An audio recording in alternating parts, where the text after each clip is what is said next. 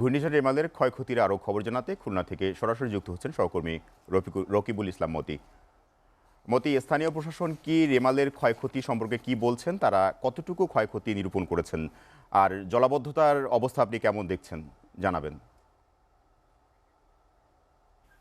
সোহেল, আবার আমি অনেক বেশি বিস্তারিত বলেছি এবং আমি আপডেট দিতে চাই। সেটা হচ্ছে যে খুলনা এখন পর্যন্ত যে বেড়িবাঁধ গুলো আছে সেই 8টি স্থান নির্ধারিত করা হয়েছে উপকূলীয় 3টি উপজেলায়, দাকব, পাইগাছা এবং কয়রা।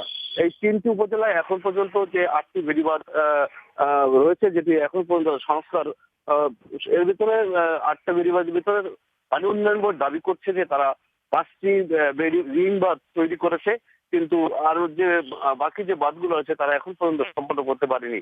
তারা যে বিষয়টি বলছে যে এই রিং বাঁধ না সম্পূর্ণ না হওয়ার কারণ হিসেবে তারা যে বিষয়টি ব্যাখ্যা দিচ্ছে সেটা হচ্ছে যে নদীর পানির স্রোত, যখন জোয়ার আসে তখন স্রোতের তীব্রতা এত বেশি থাকে যে কারণে তারা যে সময়টি বাঁধ দেবে ঠিক সেই সময় স্রোতের ধাক্কা দিলে তাদের এই যে বাঁধের যে পরিপূর্ণ কাজ সেই কাজটি তারা করতে পারছে না, যার কারণে তারা এক ধরনের সমস্যা ভোগ করছে এবং পরিপূর্ণ বাঁধ নির্মাণের কাজে তারা বেশি অগ্রগতি দেখাতে পারছে না।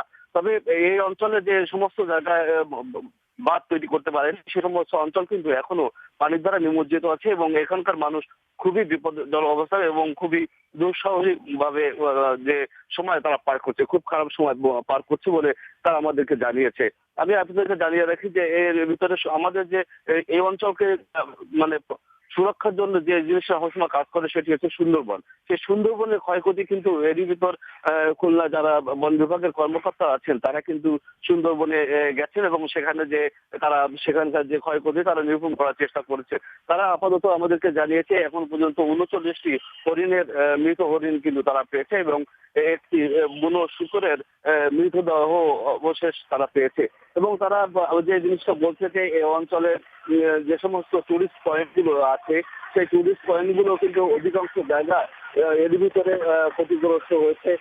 তারপরে সুন্দরবনের ভিতরে যে সমস্ত জায়গা ছোট ছোট জলাশয় ছিল, যেরকম মিষ্টি পানির আধার ছিল, সেই আধার এরকম প্রায় 100 মিষ্টি পানির আধার কিন্তু এই জলবদ্ধতায় নষ্ট হয়েছে, যার কারণে যে স্বাভাবিক যে বনের পশু ছিল তারা কিন্তু বিপদগ্রস্ত অবস্থায় আছে বলে সুন্দরবনের কর্তৃপক্ষ আমাদেরকে জানিয়েছে।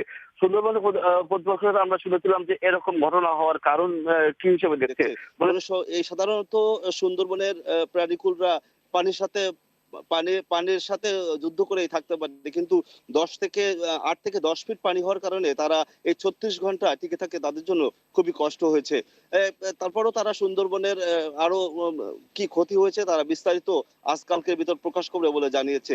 সোহেল, আমার কাছে খুলনা থেকে সর্বশেষ ঘূর্ণিঝড়ের তথ্য এই ছিল।